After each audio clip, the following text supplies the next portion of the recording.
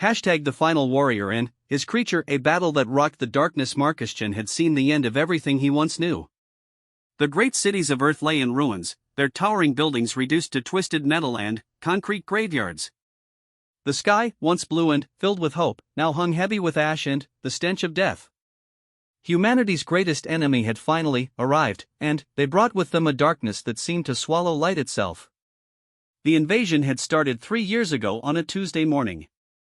Marcus remembered because he was drinking coffee in his small apartment, watching the news about traffic delays. Then, the reports started coming in. Strange objects falling from the sky. Not meteors, not satellites, but something else entirely. Within hours, those objects had opened like deadly flowers, releasing creatures that defied every law of nature Marcus had ever known. The voidlings, as the few remaining scientists called them, were nightmares made real. They stood 8 feet tall, with bodies that seemed to absorb light rather than reflect it. Their faces were blank spaces where features should be, and their limbs moved in ways that hurt to watch. Worst of all, they consumed more than just flesh. They fed on hope, on memories, on the very essence of what made humans human. Marcus had been a teacher before the invasion. He taught history to high school students who complained about learning dates and battles from centuries past. Now he understood why those old wars mattered. They had taught him that even when everything seemed lost, someone always kept fighting. The resistance movements had formed quickly in those first desperate months. Groups of survivors banding together, sharing resources, fighting back however they could. Marcus had joined one such group in the ruins of Chicago. They called themselves the Last Light, and, for 2 years, they had managed to survive in the underground tunnels beneath the dead city. But, the voidlings were learning. They adapted to human tactics, found the hiding places, eliminated the resistance groups one by one. The Last Light had been discovered 6 months ago. Marcus watched his friends, his fellow fighters, his surrogate family, get consumed by creatures that left nothing behind but empty clothes and the echo of screams. He had escaped alone, carrying nothing but his grandfather's hunting rifle and a backpack of supplies. Since then, he had been wandering the wasteland that used to be the American Midwest, avoiding the roving packs of voidlings and scavenging for food in abandoned towns. It was in one such town, a place called Millfield that had once been home to 3,000 people, that Marcus first saw the creature that would change everything. He was searching through the remains of a grocery store, hoping to find canned goods that the previous scavengers had missed, when he heard the sound. It was like music, but not quite. Like singing, but in no language he had ever heard. The melody was beautiful and sad and filled with something Marcus had almost forgotten existed: hope. Following the sound through the debris-filled aisles, Marcus climbed over fallen shelves and broken glass until he reached the back of the store. There, in what had once been the stockroom, he found the source of the music. The creature was unlike anything Marcus had ever seen, even in the 3 years since the world had gone insane. It stood about 4 feet tall, with a body that seemed to be made of crystalline structures that caught and reflected the dim light filtering through the broken roof. Its skin, if it could be called skin, shimmered with colors that shifted from deep blue to silver to gold as it moved. The creature had 4 arms, each ending in hands with long, delicate fingers that moved in precise patterns as it sang. Its head was larger than a human's, with huge eyes that held intelligence and sadness in equal measure. When those eyes met Marcus's, he felt something he hadn't experienced in months, a connection to another living being. The creature stopped singing and tilted its head, studying Marcus with curiosity rather than fear. It spoke, and, though the words were in that same musical language, Marcus somehow understood their meaning. "You are the one who carries the old weapon," the creature said. "The one whose ancestors fought the darkness before."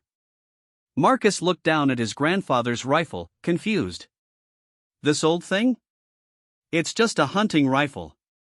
My grandfather used it to hunt deer." The creature moved closer, its crystalline body making soft chiming sounds with each step. "Your grandfather's grandfather's grandfather. He fought them when they came to your world the first time. The weapon remembers." "The first time?" Marcus felt his world shift again. "You mean this has happened before?" The creature nodded, a surprisingly human gesture. "Every 1,000 of your years, they return. Each time, your kind fights. Each time, some survive. But, this time is different. How is it different? This time, they bring the great void. The final darkness. If they succeed now, the cycle ends. Forever. Marcus sank down onto a broken crate, the weight of this revelation crushing. So we're really the last ones. The final humans. No, the creature said gently. You are the final warrior. There is a difference. I don't understand. The creature extended one of its 4 hands toward Marcus. My name is Lyralii. I am what your kind would call a guardian. My people have watched over many species across the galaxy. We were meant to help, but we arrived too late. The voidlings had already taken most of your world. Marcus reached out hesitantly and touched Lyralii's hand. The moment their skin made contact, images flooded his mind. He saw vast cities among the stars, populated by beings of light and crystal. He saw the voidlings as they truly were, ancient parasites that traveled from world to world, consuming entire civilizations before moving on to the next feast. But he also saw something else. A pattern. A way the voidlings could be stopped. The weapon, Lyralii said softly. It is not just a rifle. It is a key. A tool made by the first humans who fought this enemy. Your ancestor hid it in plain sight, disguised as a simple hunting tool. But it remembers what it truly is. Marcus looked at the rifle with new eyes. Now that he knew what to look for, he could see it. Faint etchings along the barrel that he had always assumed were decorative. Subtle modifications to the trigger mechanism that his grandfather had claimed were for better accuracy. A strange weight distribution that made the weapon feel perfectly balanced in his hands. What do I need to do? Marcus asked. First, you must understand what you are fighting, Lyralii replied. The voidlings are not just creatures. They are extensions of something larger. Something that exists in the spaces between realities. The great void I spoke of. Lyralii gestured, and the air in front of them shimmered. Images appeared, showing the Earth from space, but not as Marcus remembered it. Dark tendrils were wrapped around the planet like a web, and at the center of that web was a massive shadow that hurt to look at directly. The Great Void is awakening, Lyralii explained. For the past 3 years, the voidlings have been preparing the way. They have consumed enough human essence to create a bridge. Soon, the Great Void will be able to enter your reality fully. When that happens, it will consume not just Earth, but everything connected to it. Your entire solar system will become nothing more than food for an entity older than stars. Marcus felt despair creeping in again. How can one man with an old rifle stop something like that? Because the rifle is not just a weapon, Lyralii said. It is a focusing tool. It can channel the one thing the Great Void cannot consume, the combined will of everyone who ever fought against the darkness. But they're all dead. Death is just another state of existence, Lyralii said with a sad smile. The spirits of every human who died fighting the voidlings, in this cycle and all the ones before, still exist. They wait for someone who can give them form, give them purpose one final time. Marcus stood up, feeling something he hadn't felt since the last light fell, determination. What do I need to do? We need to reach the focal point. The place where the Great Void will manifest when it fully enters your reality. According to my calculations, that will be in what you call the Grand Canyon. The voidlings have been building something there. A gateway. The Grand Canyon? Marcus had been there once as a child, on a family vacation that felt like it had happened to someone else. That's over 1,000 miles from here. Yes, and we have perhaps 2 weeks before the gateway opens. The journey will be dangerous. The voidlings grow stronger as we get closer to their focal point. Marcus shouldered his rifle and checked his backpack. 2 weeks to cross a wasteland filled with monsters to reach a place where reality itself was being torn apart. A year ago, he would have said it was impossible. Now, it just seemed like Tuesday. I've got one question, Marcus said as they prepared to leave the ruined store. What is it? Why me? If your people are so advanced, why can't you stop this yourself? Lyrelii was quiet for a long moment. When she spoke, her voice carried centuries of sadness. Because we tried to stop them before, on other worlds. We failed because we fought them with technology, with power, with force. But, the Great Void feeds on such things. It grows stronger when faced with conventional opposition. She gestured to Marcus's rifle.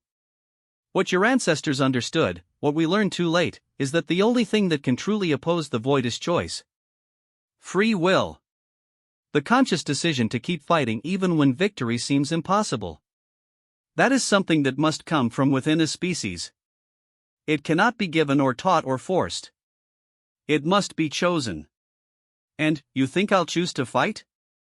Lyrelii smiled, and, for the first time since they had met, she looked hopeful.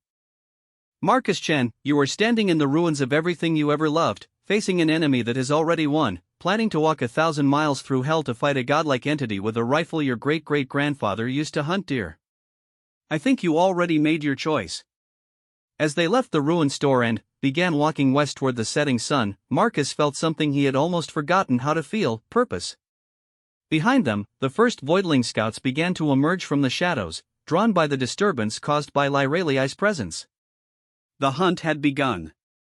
The first 3 days of their journey took them through the remains of small farming communities. The landscape here had once been covered with cornfields and wheat, feeding millions of people. Now it was a barren wasteland where twisted metal and broken concrete were the only crops that grew. Marcus had initially worried about traveling with Lyrelii. Her crystalline skin caught sunlight and threw it back in patterns that could be seen for miles. But he quickly learned that the creature had abilities that made stealth possible in ways he had never imagined. Lyrelii could bend light around herself, becoming nearly invisible when needed. She could also sense Voidling presence from great distances, allowing them to avoid most encounters. When avoidance wasn't possible, Marcus discovered that his rifle, when wielded with Lyrelii's guidance, was far more effective against the creatures than it had any right to be. On the third night, as they camped in the ruins of what had once been a small church, Marcus asked Lyrelii about her people. We call ourselves the Luminari, she explained as they shared a meal of canned peaches Marcus had found. We evolved on a world where darkness was not just the absence of light, but an active force that consumed life. We learned to become beings of living light to survive. How many worlds have you seen the Voidlings destroy? Lyrelii was quiet for so long that Marcus thought she wouldn't answer. When she finally spoke, her voice was barely above a whisper. 17 billions of individuals. Entire civilizations with histories spanning millions of years. All consumed in a matter of decades. And we're the first to have a chance of stopping them? You are the first to have the right kind of chance, Lyrelii corrected. Other species fought valiantly. Some had technology that surpassed even ours. Others had psychic abilities that could reshape reality itself. But none of them had what humans have. Which is stubbornness. Lyrelii's crystalline features shifted in what Marcus had learned was her equivalent of a smile. The absolute refusal to accept defeat even when logic dictates that victory is impossible. Other species, when faced with the inevitability of their destruction, would seek to preserve what they could, to ensure some part of their civilization survived. Humans just get angry and start throwing punches. Marcus laughed despite everything. That does sound like us. Your ancestor who created that weapon, Lyrelii continued, gesturing toward the rifle. According to our records, he was told by the Luminari of his time that the Voidlings could not be truly defeated, only driven away temporarily. Do you know what he said? I'm guessing it wasn't okay, thanks for the information. He said, and, I quote, then, I guess I'll have to prove you wrong. And, then, he went and did exactly that. Single-handedly, with nothing but primitive human technology and sheer bloody-minded determination, he created a weapon that could actually harm the Great Void itself. Marcus looked at the rifle with new respect. How did he do it? He understood something we didn't. The Great Void may be powerful, but it is not creative. It can only consume and corrupt what already exists. It cannot create something new. But humans can. Your species' greatest strength is not your technology or your physical capabilities. It is your ability to imagine something that has never existed before and, then, make it real. And that's what the rifle does? Makes imagination real? In a sense, yes. The rifle channels human will and creativity into a form that can exist in the same space as the great void. When fired by someone with the right intent, it doesn't shoot bullets. It shoots possibilities. They were interrupted by a sound that made both of them freeze. It was a howling noise, like wind through broken glass, but with an intelligence behind it that was unmistakably predatory. Lyraliai's body immediately began to dim as she activated her light-bending abilities. "Seekers," she whispered. "They've found our trail." Marcus had encountered Seekers before during his time with the Last Light. They were a specialized form of voidling, smaller and faster than the standard drones, designed specifically for tracking down hidden humans. Unlike the other voidlings, Seekers retained some intelligence and cunning from whatever humans they had been created from. "How many?" Marcus asked, checking his rifle. Lyraliai closed her large eyes and extended her senses. 5. Maybe 6. They're coming from the east, following our path from the last town. Can we outrun them? Not without exposing ourselves to the patrol that's sweeping in from the south. We're going to have to fight. Marcus had been dreading this moment. Fighting regular voidlings was hard enough, but Seekers were faster, smarter, and much harder to kill. The Last Light had lost more people to Seeker attacks than to any other cause. "Remember," Lyraliai said as the howling grew closer. "The rifle is not just a weapon now. Trust your instincts. Trust your anger. Trust your refusal to give up." The first Seeker came through the broken wall of the church like a shadow-given form. It moved on 4 legs that bent in too many directions, and its face was a constantly shifting void where human features occasionally surfaced before being swallowed again. Marcus raised the rifle and fired. The bullet that left the barrel was not metal and gunpowder, but something else entirely. It struck the Seeker and exploded into a burst of golden light that caused the creature to shriek and partially dissolve. But it didn't die. Seekers were much harder to kill than regular voidlings. 2 more Seekers burst through different sections of the wall. Lyraliai moved with inhuman speed, her forearms weaving patterns in the air that created barriers of crystalline light. The barriers held for a moment, then shattered under the Seeker's assault. Marcus fired again, this time at a Seeker that was leaping toward Lyraliai. The shot caught it in midair and sent it crashing into the wall with a sound like breaking bones. Golden fire spread across its form, but still it began to pull itself upright. "Why aren't they dying?" Marcus shouted as he dodged a swipe from claws that left trails of darkness in the air. "They're stronger here," Lyraliai replied, her barriers reforming as fast as the Seekers could break them. "We're getting closer to the focal point. The Great Void's influence is growing." 3 more Seekers poured through the church entrance. Marcus realized with growing horror that they were surrounded. The rifle was powerful, but it wasn't enough to put the creatures down quickly, and he was running low on ammunition. That was when Marcus felt it. A presence at the edge of his consciousness, like voices calling from very far away. He could almost make out words, almost understand what they were trying to tell him. "The spirits," Lyraliai gasped as she fought to maintain her barriers against the increasing assault. "They're trying to help you. Let them in." Marcus didn't understand what she meant, but desperation made him willing to try anything. He stopped trying to aim carefully and, instead, just pointed the rifle in the general direction of the Seekers. But, instead of pulling the trigger, he opened his mind to whatever was trying to reach him. The effect was immediate and overwhelming. Marcus felt the presence of dozens, then hundreds, then thousands of other minds flowing into his consciousness. Each one was a human who had died fighting the voidlings, and each one carried with them the memory of their final moments. Their fear, their determination, their refusal to surrender even in the face of certain death. But it wasn't just this cycle of invasion. Marcus could sense the presence of his ancestor, the one who had first created the weapon. He could sense the presence of humans from cycles past, stretching back thousands of years. All of them had fought. All of them had died. And all of them had been waiting for this moment. When Marcus pulled the trigger this time, the rifle didn't fire a single bullet. It fired the combined will of every human who had ever refused to kneel before the darkness.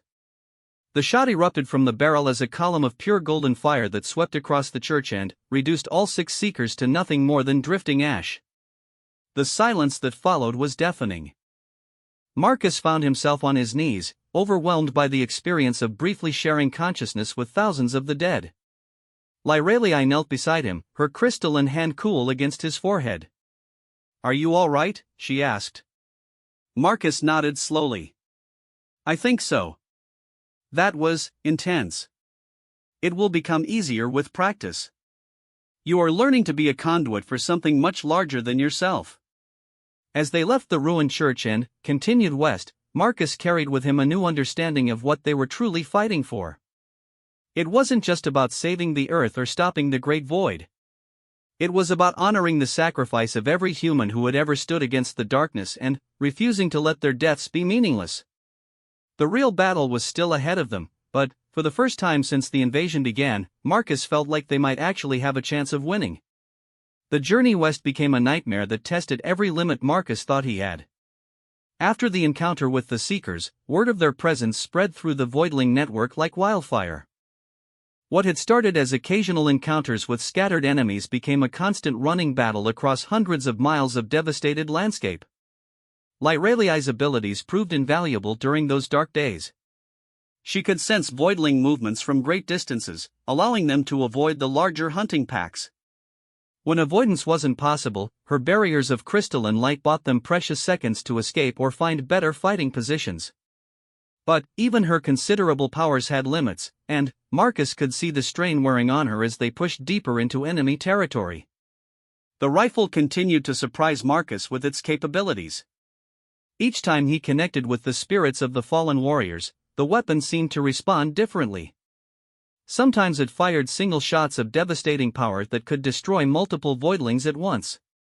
Other times it created sustained beams of golden energy that could cut through even the largest creatures like they were made of paper. The weapon seemed to adapt to whatever Marcus needed most in each moment. But using the rifle took a toll. Each time Marcus opened his mind to the dead, he experienced their final moments as if they were his own. He felt their pain, their fear, their desperate hope that their sacrifice might matter. By the 5th day of their journey, Marcus was carrying the memories of over 3,000 fallen warriors, and the weight of their combined experiences was becoming almost unbearable. "You're pushing yourself too hard," Lyralei warned as they took shelter in an abandoned gas station outside what had once been Denver.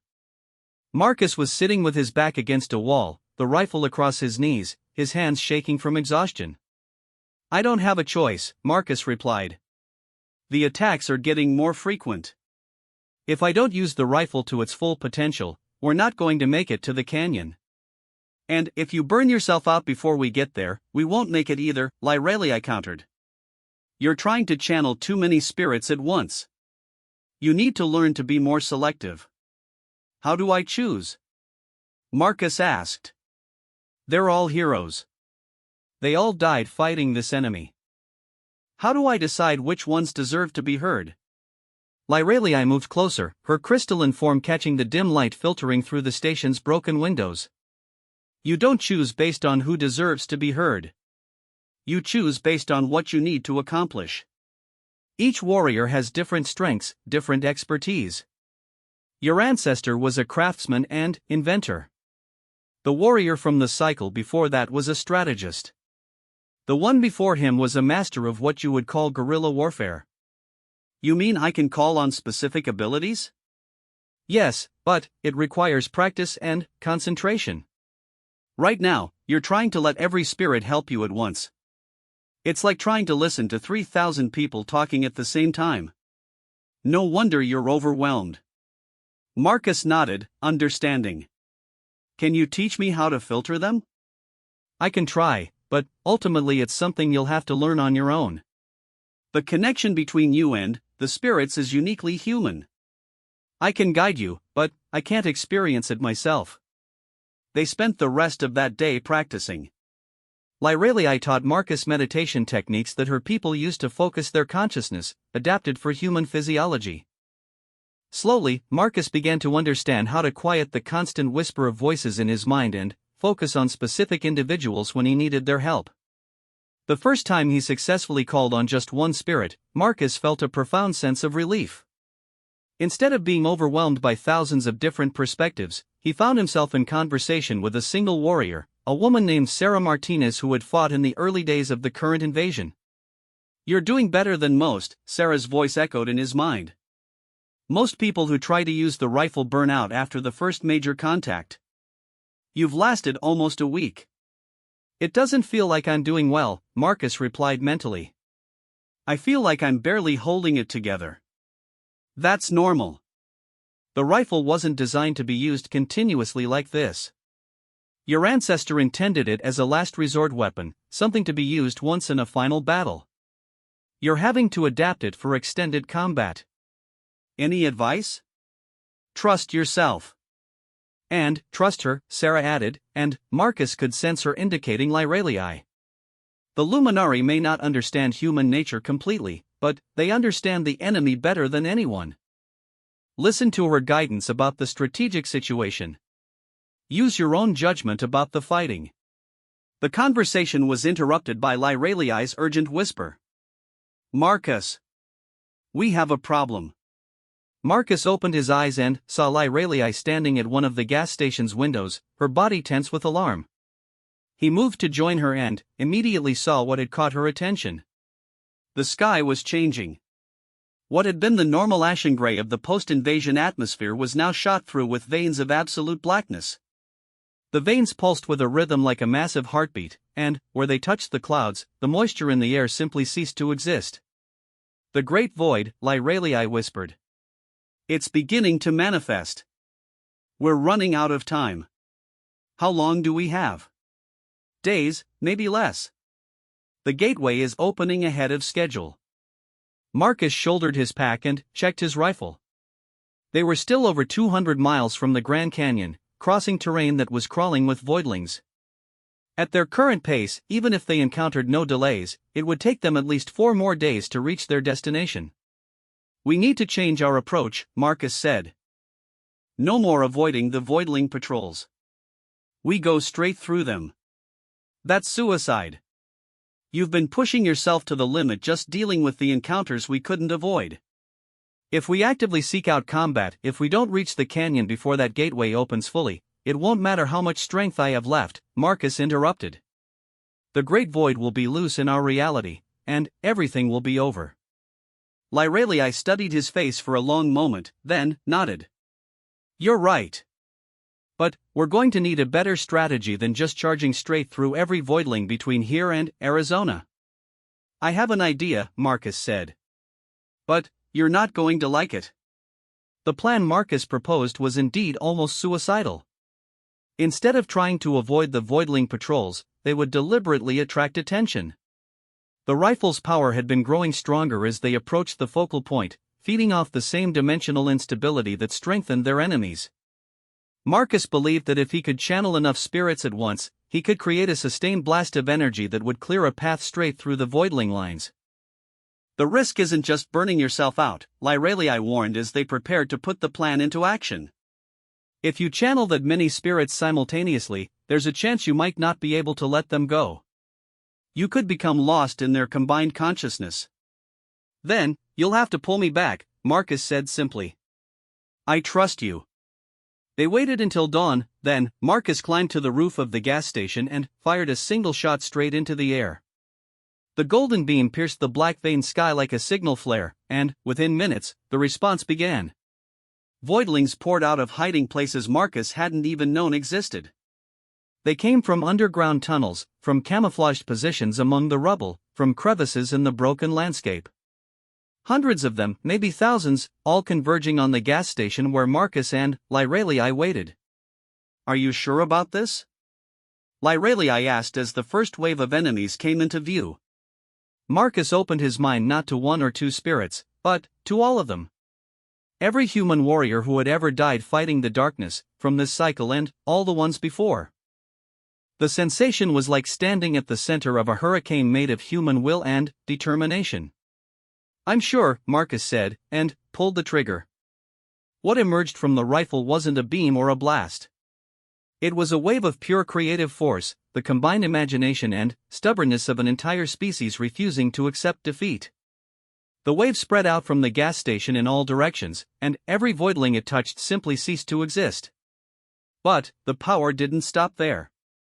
Marcus felt himself being pulled along with the spirits, his consciousness fragmenting across thousands of different perspectives. He saw the war through the eyes of every warrior who had ever fought, experienced every moment of triumph and despair, felt the weight of countless last stands and desperate charges. For a terrifying moment, Marcus felt himself beginning to dissolve into the collective. His individual identity was being overwhelmed by the sheer magnitude of what he was channeling. He could feel himself starting to become just another voice in the chorus, another memory in the great tapestry of human resistance. That was when Lyralii grabbed his hand.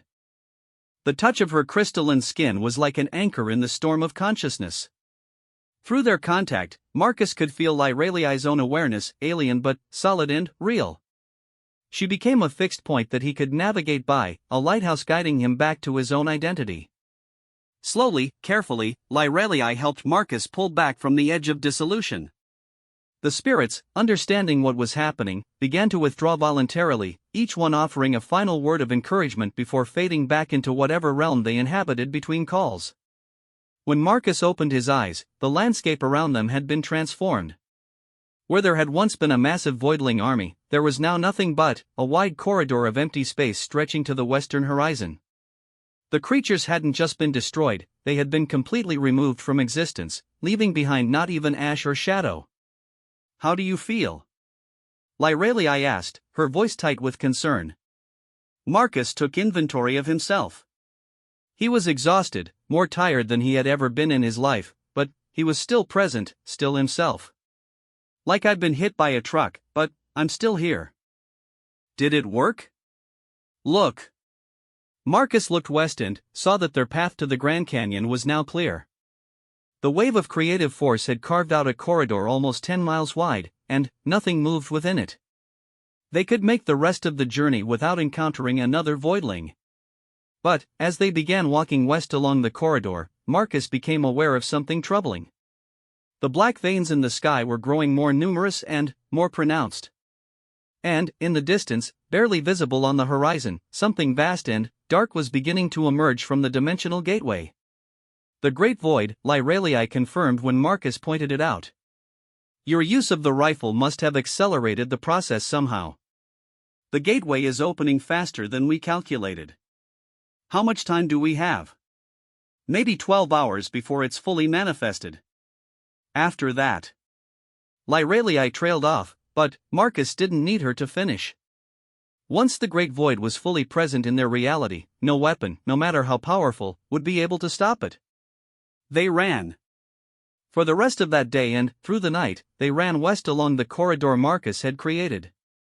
Lyralii's alien physiology allowed her to maintain a pace that would have killed a human, but she slowed her natural speed to stay with Marcus, offering encouragement when his strength flagged and supporting him when exhaustion threatened to drop him to his knees. As they ran, Marcus became aware of changes in the world around them. The very air was becoming thinner, not from altitude but because reality itself was being consumed. Colors were draining out of the landscape, leaving everything in shades of gray and black. Gravity felt inconsistent, sometimes normal, sometimes pulling in directions that made no sense. "The Great Void is feeding," Lyralii explained during one of their brief rest stops. "It's consuming the fundamental forces that hold your reality together. If we don't stop it soon, the damage will become irreversible even if we do manage to drive it back." By dawn of the second day, they could see the Grand Canyon in the distance. But the natural wonder that Marcus remembered from his childhood was no longer recognizable. The canyon had been transformed into something that hurt to look at directly, a wound in reality where the normal rules of physics no longer applied. At the center of the canyon, a massive structure had been built from materials that seemed to exist in multiple dimensions simultaneously. The structure pulsed with the same rhythm as the black veins in the sky, and, around it, the Great Void was beginning to take shape. Marcus had expected the Great Void to look like the Voidlings, but larger. Instead, it was something far more terrifying. It wasn't really a creature at all, but rather an absence-given form. It was the shape of everything that could never exist, the anti-pattern that opposed all creation and meaning. There, Lyrelii said, pointing to a platform near the center of the structure. That's where we need to go. The focal point where the gateway will fully open. Marcus could see movement around the structure. Thousands of voidlings were gathered there, but they weren't preparing to fight. Instead, they seemed to be offering themselves to the growing manifestation of the Great Void, feeding their stolen essence into its emergence. How do we get through them? Marcus asked. We don't, Lyrelii replied. You go alone. What? The rifle can only be fired by a human. But, more than that, the final confrontation has to be between humanity and the Void. If I'm there, if any other species is involved, it becomes something else entirely. The weapon won't work. Marcus stared at her in shock. You're saying I have to face that thing alone? You won't be alone, Lyrelii said gently. You'll have the spirits of every human who ever fought this enemy. And, you'll have something else. Something that might be enough to tip the balance. What? Lyrelii reached into a pouch on her crystalline armor and pulled out a small object that glowed with soft, steady light. This is a memory core from my people. It contains the knowledge and experience of every luminary who has ever encountered the Great Void. We can't fight alongside you, but we can share what we've learned. She pressed the core into Marcus's hand, and immediately he felt new knowledge flowing into his mind. Not the overwhelming flood of consciousness that came with channeling the human spirits, but precise, scientific understanding of what the Great Void truly was and how it could be opposed. The Great Void isn't invincible, Lyrelii explained as the knowledge settled into Marcus's awareness. It feeds on fear, despair, and the acceptance of defeat. But it can be weakened by hope, determination, and, most importantly, by the absolute refusal to surrender. Your ancestor understood this. The rifle doesn't just channel human will, it transforms it into something the Void cannot consume. Marcus looked at the rifle in his hands, seeing it with new understanding. It's not really a weapon at all, is it? No. It's a statement. A declaration that humanity will never stop fighting, no matter what the odds, no matter what the cost. And that declaration has power in itself. As they reached the edge of the canyon, Marcus and Lyrelii said their goodbyes. There was no time for long speeches or emotional farewells. The Great Void was almost fully manifested, and reality was beginning to collapse around it. Thank you, Marcus said simply. For everything. Thank you, Lyrelii replied. For proving that hope still exists in the universe. Marcus began his descent into the canyon, moving as quickly as he dared over terrain that shifted and changed with each step. Above him, the Great Void continued to grow, its presence making the very air difficult to breathe. Halfway down, Marcus encountered the first of the guardian voidlings. These weren't like the creatures he had fought before. They were larger, more complex, and filled with an intelligence that was unmistakably malevolent. But Marcus no longer tried to fight them one by one. Instead, he called on specific spirits for specific purposes, using their combined expertise to move past the guardians rather than through them. As he approached the platform at the center of the structure, Marcus felt the weight of everything that had brought him to this moment. 3 years of horror and loss. Thousands of years of human struggle against an enemy that seemed unbeatable. The hopes and dreams of an entire species balanced on the edge of extinction. But he also felt something else. For the first time since the invasion began, Marcus felt truly connected to something larger than himself. Not just the spirits of the dead warriors, but the living spirit of humanity itself. The part of his species that looked at the impossible and said, "We'll see about that." The final battle was about to begin. The platform at the center of the dimensional gateway was unlike anything Marcus had ever seen. It was constructed from materials that existed in multiple realities simultaneously, creating surfaces that seemed solid when viewed directly but transparent when seen from the corner of his eye. Standing on it was like trying to balance on a photograph of a floor while the actual ground shifted and writhed beneath his feet. At the center of the platform stood the gateway itself. It was a perfect sphere about 20 feet in diameter, made of what appeared to be crystallized darkness. Through its surface, Marcus could see into the void between realities, where the Great Void had been waiting for millions of years for this moment. The Great Void was emerging slowly, like a massive creature being born from the sphere. First came appendages that weren't quite arms and weren't quite tentacles, but something worse than either. Then, a bulk that suggested a torso without actually having any definable shape. And, finally, something that might have been a head if heads could exist in negative space. As more of the Great Void emerged into reality, the world around it began to decay at an accelerating rate. The air itself was being consumed, leaving pockets of vacuum that hurt Marcus's lungs when he accidentally breathed them. The platform beneath his feet was becoming less solid with each passing moment, and he could feel his own body starting to become insubstantial around the edges. Surrounding the platform, thousands of voidlings had arranged themselves in concentric circles. But they weren't preparing to attack Marcus. Instead, they were offering themselves as sacrifices to speed their master's emergence. One by one, they walked to the edge of the platform and allowed themselves to be absorbed into the gateway, their stolen human essence feeding the Great Void's manifestation. Marcus raised the rifle and took aim at the gateway, but, as he prepared to fire, he felt a presence touch his mind. Not one of the human spirits, but the Great Void itself. Its voice was like the sound of stars dying, vast and cold and filled with the certainty of entropy. "You are too late, final warrior," the Great Void spoke directly into Marcus's consciousness. "I am already more than half manifested.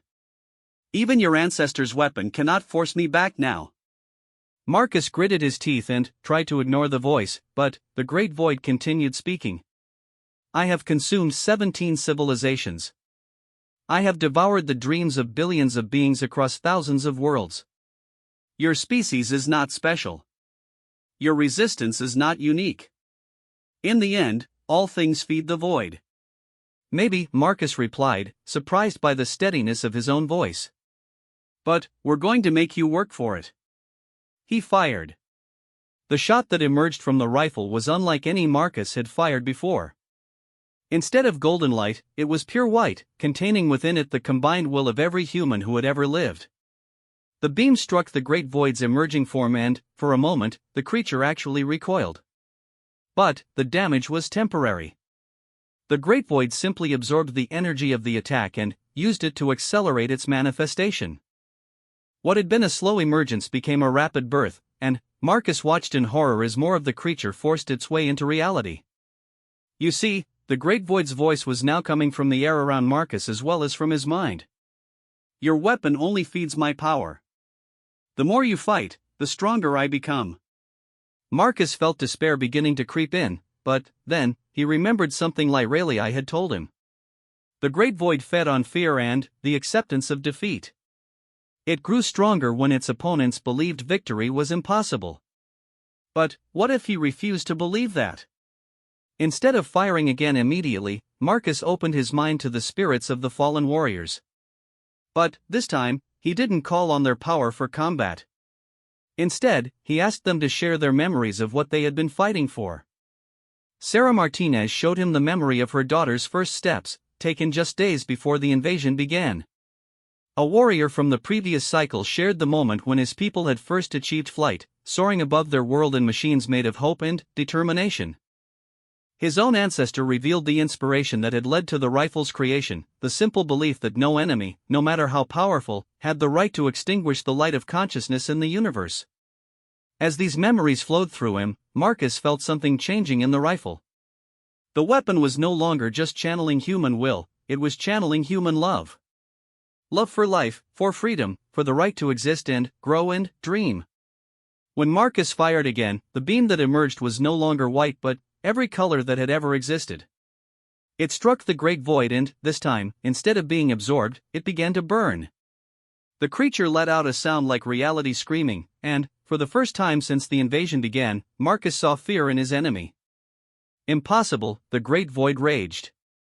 Love is weakness. Hope is illusion.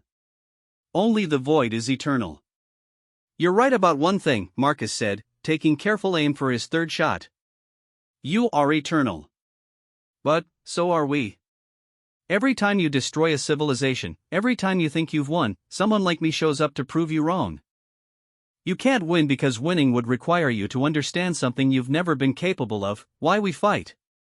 The third shot was aimed not at the great void itself, but at the gateway that was allowing it to enter reality.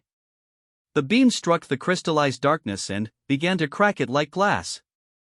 The great void shrieked and tried to force more of itself through the rapidly failing portal, but the damage was already done. You think this matters? The great void snarled as its form began to destabilize. I will simply wait another 1,000 years and try again. Your victory is temporary. Maybe, Marcus admitted. But that's 1,000 more years for humanity to grow, to learn, to become something even stronger than we are now. And, when you come back, there will be someone waiting for you. There always has been. There always will be. The gateway shattered completely, and the great void's form began to collapse back into the space between realities. But, as it fell back through the dimensional barrier, it made one last attempt at victory. Instead of trying to maintain its manifestation, it focused all of its remaining power into a final attack directly at Marcus. The psychic assault was devastating. Every fear Marcus had ever experienced, every moment of doubt or despair, was amplified and thrown back at him. He saw visions of his failure, of humanity's extinction, of a universe where the light of consciousness was finally snuffed out forever. But Marcus had something the great void had never encountered before in all its millions of years of existence. He had the absolute, unshakable belief that no matter what happened to him personally, humanity would continue. Even if he failed, even if he died, someone else would take up the fight. The species that had looked at the impossible and said, "We'll see about that," would never stop trying.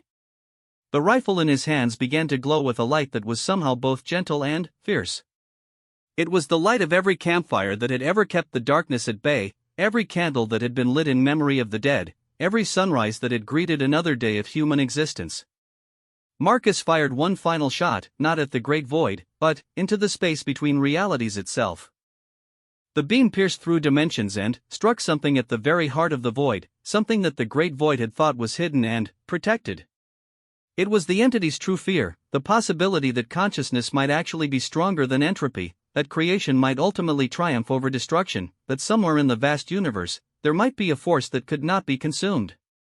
The great void's scream of rage and terror echoed across multiple dimensions as it was pulled back into the space between realities. The gateway collapsed completely, and the dimensional structure around it began to crumble. Marcus ran. The platform was dissolving beneath his feet as reality reasserted itself. The voidlings that had been gathered for the ritual were being pulled back through the closing dimensional rift, their connection to their master severed. All around him, the alien architecture was collapsing as the laws of physics returned to their normal patterns. He almost didn't make it. As he leaped from the platform to solid ground, the entire structure imploded behind him, taking with it the last traces of the great void's presence in reality. Marcus hit the canyon floor hard and rolled, coming to rest against a boulder that was reassuringly real and solid. For a long moment, Marcus just lay there, breathing hard and trying to process what had just happened. The sky above was beginning to clear, the black veins fading as the void's influence was withdrawn. In the distance, he could hear sounds he hadn't heard in 3 years, birds singing, wind through grass, the natural symphony of a world that was alive rather than dying. Marcus! He looked up to see Lyralii approaching, her crystalline form practically glowing with relief and joy. Behind her came other figures, and Marcus realized with shock that they were human. Survivors from around the world, emerging from hiding places he hadn't known existed. How? Marcus asked as Lyralii helped him to his feet. When the great void was driven back, its hold on our reality was broken, she explained. The voidlings that remained lost their connection to the void and simply ceased. The dimensional rifts they had been using for transportation collapsed. For the first time in 3 years, the world is free. As more survivors gathered around them, Marcus felt the rifle in his hands beginning to change. The weapon that had been his companion through the darkest days of his life was becoming lighter, less substantial.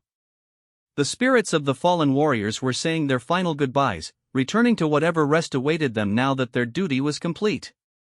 But one spirit remained a moment longer than the others.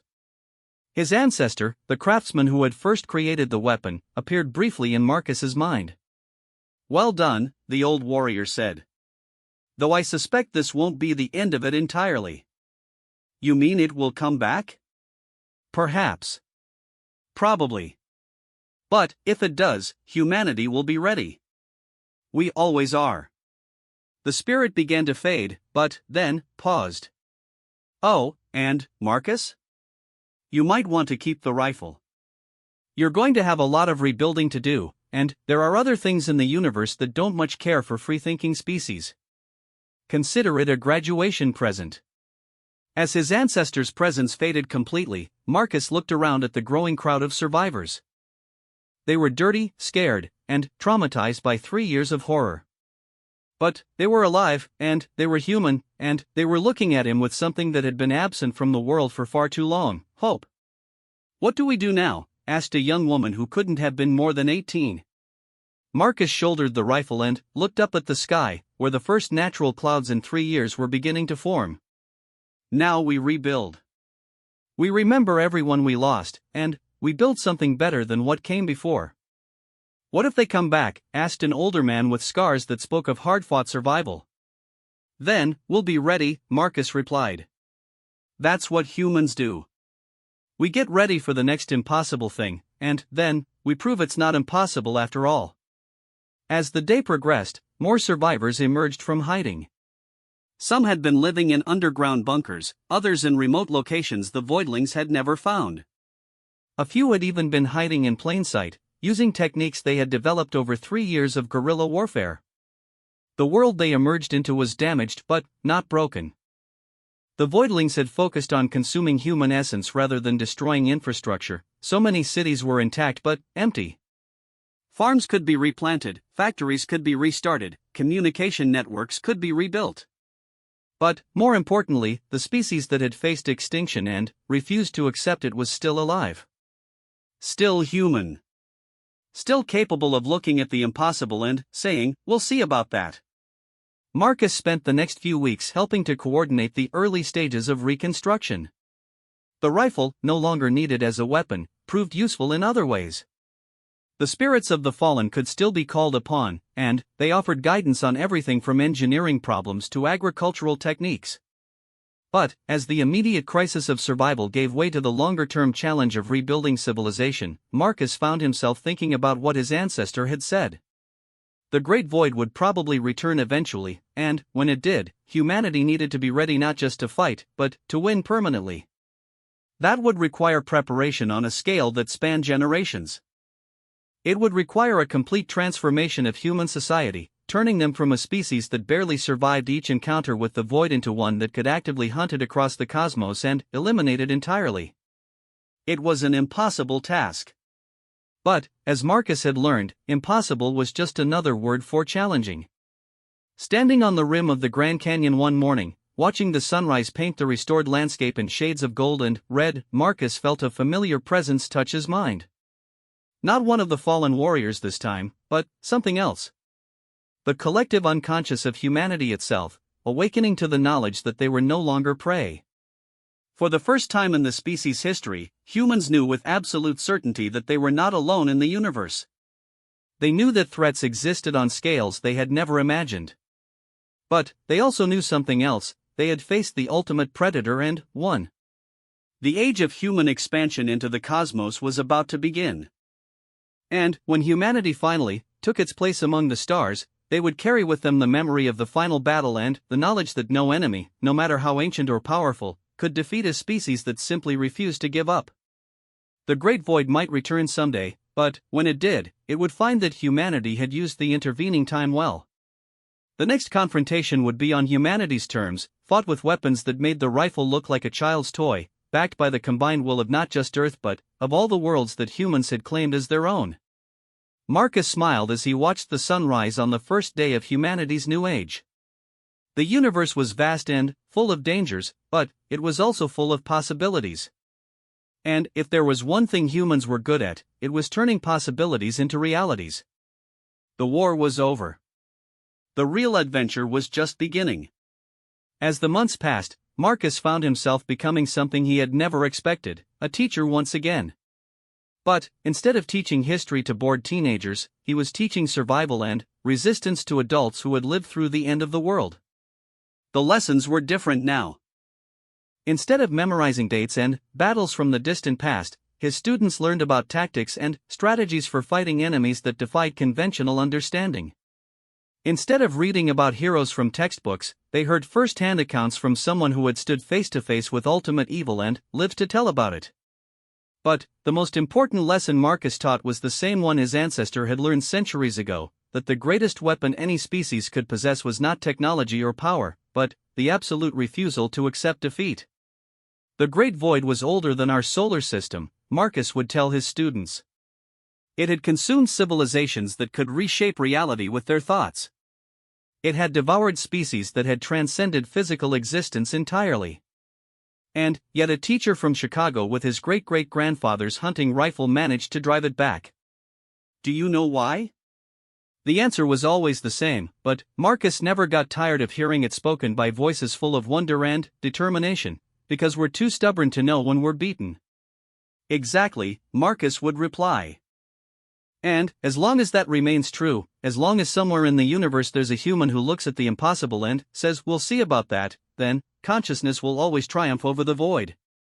The rifle now rested in a place of honor in the rebuilt settlement that had grown up around the site of the final battle. It was no longer just a weapon but a symbol, proof that even the humblest tools could become instruments of cosmic significance when wielded by those who refused to surrender. And, sometimes, on quiet nights when the stars were bright and the future seemed full of infinite possibility, Marcus could swear he heard the rifle humming softly to itself.